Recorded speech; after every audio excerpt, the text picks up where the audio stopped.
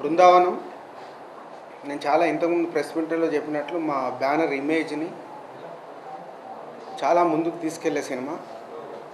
ఇప్పటివరకు మా బ్యానర్ నుంచి వచ్చిన కథతో ఉండే సినిమాలు మేము ఎలా అయితే తీసామో, బృందావనం కూడా ఎన్టీఆర్ని పెట్టుకొని కథకే ఇంపార్టెంట్ ఇచ్చి, సో ఎన్టీఆర్ని ఈ సినిమాలో ఇప్పటివరకు తను చేయని విధంగా కొత్తగా చేయించి, లుక్ దగ్గర నుంచి తను చేసిన పాటలు కానీ, ఫైట్స్ కానీ, ఎంటర్టైన్మెంట్ కానీ అన్నీ కొత్త రకంగా ఉండేలాగా ప్రయత్నం చేశాం.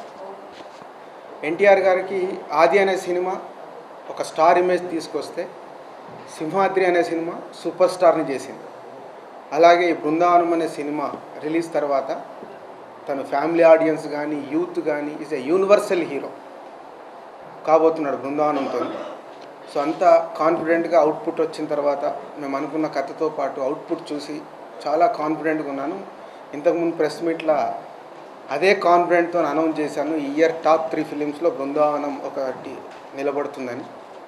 సో డెఫినెట్గా ఈ బృందావనం అనే సినిమా ఎన్టీఆర్కి కానీ, మా సంస్థకు కానీ, అలాగే డైరెక్టర్ వంశీకి కానీ, ఇలా ప్రతి ఒక్కరిని ఒక మా హిస్టరీలో తిరిగి చూసుకుంటే ఒక మంచి సినిమా, ఒక గ్రేట్ ఫిలిం అని ఫీల్ అయ్యే సినిమా. ప్రేక్షకులు కూడా అలాగే దీన్ని ఆదరిస్తారన్న నమ్మకంతో ఉన్నాను. టెక్నీషియన్స్ వంశీ ఇది 2008లో ఎన్టీఆర్కి 2008 నవంబర్లో కథ చెప్పాం. అంటే దాదాపు తను ఈ 2 సంవత్సరాలు అన్ని రకాలుగా ఈ సినిమాకి వర్క్ చేసి పర్ఫెక్ట్గా అవుట్పుట్ తెచ్చుకునేలాగా ప్రయత్నం చేశాడు. తనకు మ్యూజిక్ డైరెక్టర్ తమన్ ఆల్రెడీ మ్యూజికల్గా సూపర్ హిట్ అయిపోయాడు. రికార్డింగ్ సాధారణంగా ఏ సినిమానైనా 15 డేస్, నేను ఇప్పటివరకు మా బ్యానర్లో తీసిన ఏ సినిమా అయినా 15-16 రోజుల్లో కంప్లీట్ అయ్యేది. ఈ సినిమా రేపటితో రికార్డింగ్ ప్యాకప్ అంటే almost 29 days. Last month 4th start చేశాము, 29 రోజులు రికార్డింగ్ చేశాడు. అంటే మ్యూజిక్ డైరెక్టర్ కూర్చొని ప్రతి ఒక్క సీన్కి వాళ్ళు స్టోరీ బోర్డ్ లాగా మ్యూజిక్ బోర్డ్ వేసుకొని వర్కౌట్ చేసేసి 29 డేస్ వంశీ తీసిన సినిమాకి మ్యూజిక్ డైరెక్టర్ ఎంతో అద్భుతంగా, అంటే ఒక గ్రాండియర్ ఫిలింకి ఎలా అయితే మ్యూజిక్ చేయాలో ఆ రేంజ్లో మ్యూజిక్ చేశాడు 29 డేస్.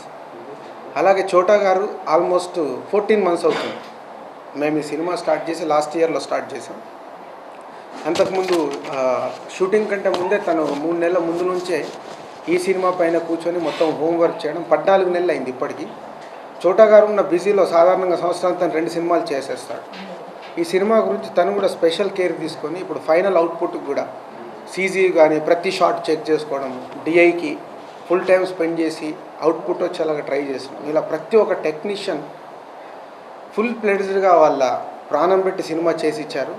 ఫైనల్లో లాస్ట్ మూమెంట్లో ఎలాంటి కాంప్రమైజ్ లేకుండా పర్ఫెక్ట్ అవుట్పుట్తోనే సినిమాని బయటికి పంపించాలనే ఆలోచనలో ఉన్నాం. సో దానికి మాకు వాళ్ళు పర్ఫెక్ట్ ఫస్ట్ కాపీ ఇవ్వడానికి ఇంకొక 3-4 డేస్ పట్టేలాగా ఉంది.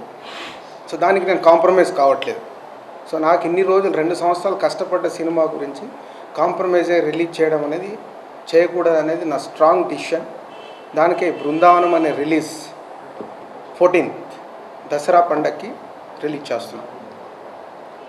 అండ్ నందమూరి అభిమానులకి ఈ సంవత్సరం సింహ అనేది ఒక బిగ్గెస్ట్ హిట్ ఎంజాయ్ చేశారు. అలాగే ఈ బృందావనం అనే సినిమా కూడా అభిమానులందరూ రిలీజ్ రోజు పండగ చేసుకోవచ్చు. ఆ పండగ వారంలో ఈ సినిమాని పండగ వాతావరణంలో మీరు ఎంజాయ్ చేస్తారు. That's my promise. ఈ సినిమా ఈ సంవత్సరం ఇట్స్ ఒక super duper hit. Thank you.